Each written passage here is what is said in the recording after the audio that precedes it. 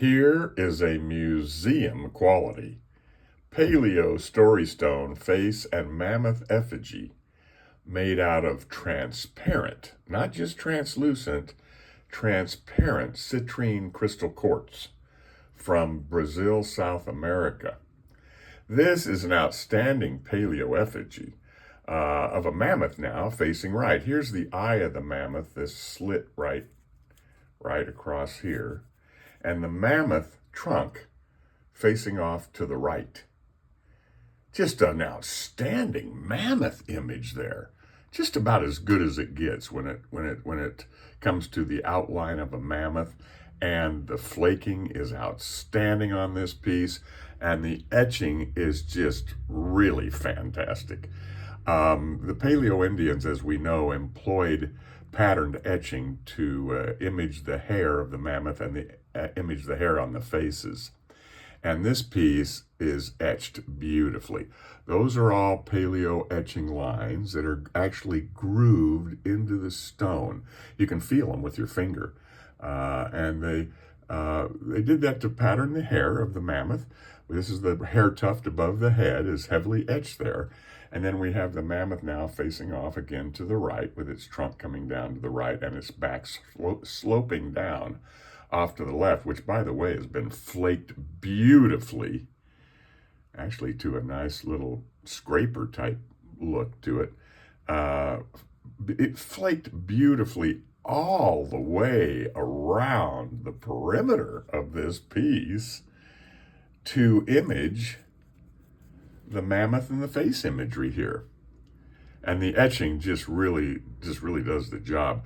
This material is just a very good material, high quality material.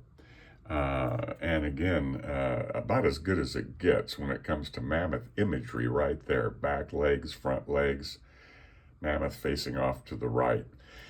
Now, when we hold it this way, now we have outstanding face imagery here.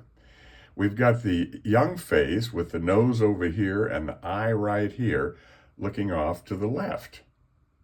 The old face is the eye and the big rounded droopy nose off to the right. So we've got a face, an old face off to the right with a beard, and we've got the young face with the hair up above the head facing off to the left. And the hair has been left in bas relief. The hair on this is raised compared to the rest of this stone. So they reduced this part of the stone, but not this. They left the hair raised to make a demarcation across the hairline here for the hair on top of the faces.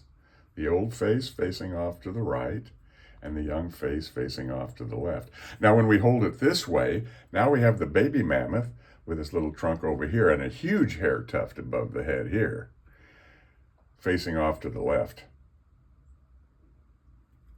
When we turn it over, now we have a beautiful baby mammoth facing off to the right. We have those faces, one facing off to the right, the young face, and we have an older face facing off to the left.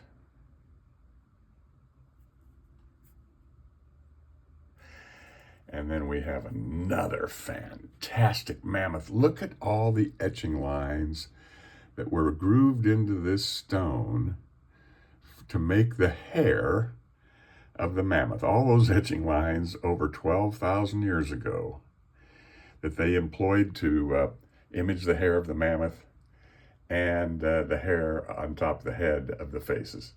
Great mammoth image there facing left.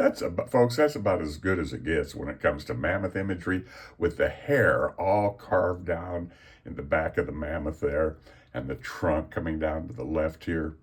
Oh my goodness, this is just a fantastic paleo story stone face and mammoth effigy.